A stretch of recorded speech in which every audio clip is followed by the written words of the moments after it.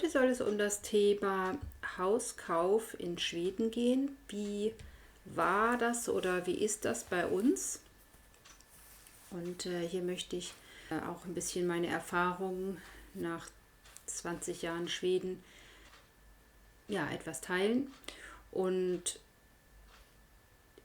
wir sind ja, für diejenigen, die es noch nicht wissen, 2006 nach Schweden gekommen, nach Nordschweden, genauer Lappland, die Region gezogen. Und zwischen 2006 und 2015 war es sehr üblich, auch Häuser über privat zu kaufen oder auch zu verkaufen. Und zwar über eine Plattform, die Blocket heißt. Die gibt es auch heute immer noch, aber nicht mehr für den Häuserverkauf oder Kauf, sondern eher so wie eBay Kleinanzeigen, wo eben private Sachen verkauft werden, von Kinderwagen bis zu Auto, genau, ist alles dabei. Und da gab es eben immer auch sehr viel Auswahl und interessante Angebote, wenn man ein Haus kaufen wollte, eben Hausverkauf oder Kauf. Und wir haben das als sehr unkompliziert empfunden und haben damals, als wir unser Haus gekauft haben, einen Kaufvertrag über die Bank gemacht. Da man ja in Schweden nicht wie in Deutschland über einen Notar gehen muss. Und da wurde der Kaufvertrag einfach von der Bank ausgestellt und von beiden Parteien unterschrieben. Und damit war man dann schon fast Besitzer des Hauses.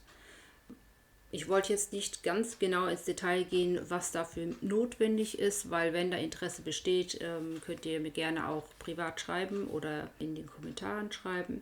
Ja, jedenfalls wurde die Seite dann umgestellt, die Blocket-Seite. Ja, wie lange ist das her? Also um die 2020 rum, vielleicht auch etwas früher.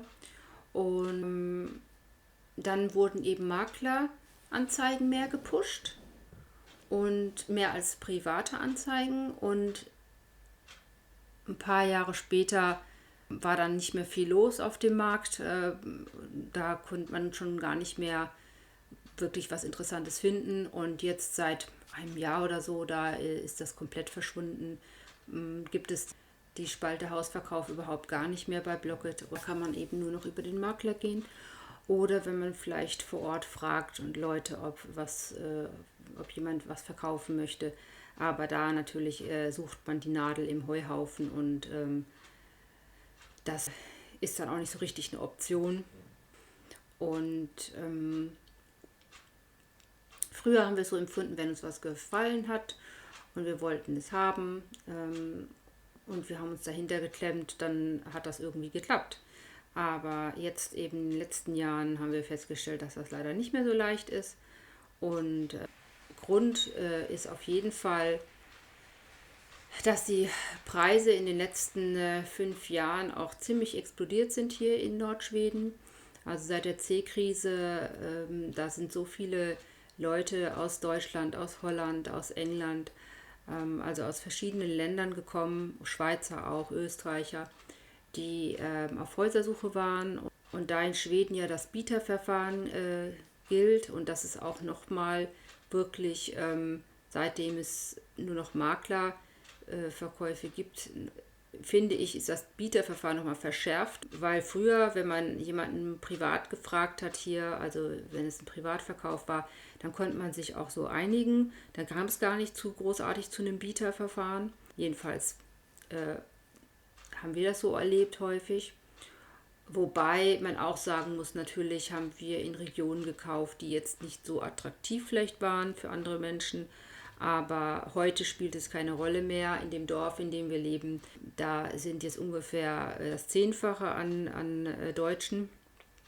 Und dadurch sind auch die Preise extrem in die Höhe gestiegen, einfach weil Deutsche oder auch generell die meisten Ausländer williger sind, mehr noch Geld auszugeben für Häuser hier auf dem Land als die Schweden. Wenn ein Preis festgesetzt wird, ist es meistens bleibt es nicht bei dem Preis, sondern er geht in die Höhe, Man kann noch Glück haben, weil jetzt habe ich das Gefühl auch, dass es sich wieder etwas entspannt. Vielleicht haben wir dieses Jahr ja ein bisschen mehr Glück, da noch was Interessantes zu finden, weil es nicht mehr ganz so extrem drauf auf die Objekte geboten wird.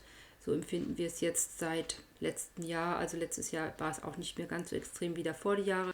Aber wie der Markt sich da dieses Jahr dann wirklich verhalten wird, das bleibt abzuwarten, weil die meisten Häuser werden einfach im Sommer verkauft und gekauft.